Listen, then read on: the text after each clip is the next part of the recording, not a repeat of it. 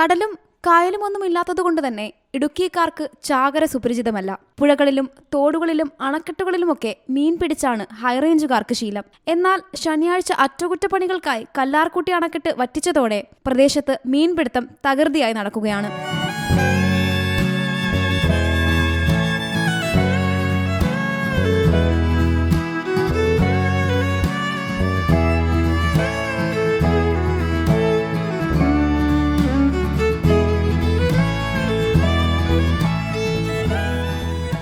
മീൻ പിടിക്കാനെത്തുന്ന ആരും നിരാശരായി മടങ്ങാറില്ല. ചിലർ ചൂണ്ടയെറിയുമ്പോൾ വലവീശിയായിരുന്നു മറ്റു ചിലരുടെ മീൻപിടുത്തം.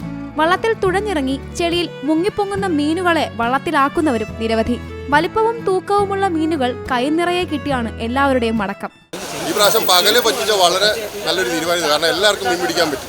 കാരണം ഒരാളുടെ കയ്യിൽ നിന്ന് പോയാലും അടുത്തേക്ക് കിട്ടുന്നുണ്ട്. പിന്നെ അപകടങ്ങളൊന്നും ഉണ്ടാവാണ്ട് എല്ലാവരും മീൻ പിടിച്ച് കയറി. രാത്രി പറ്റിക്കുന്നേക്കാൾ ഇപ്പോഴും നല്ലത് പകല് തന്നെയായിരുന്നു.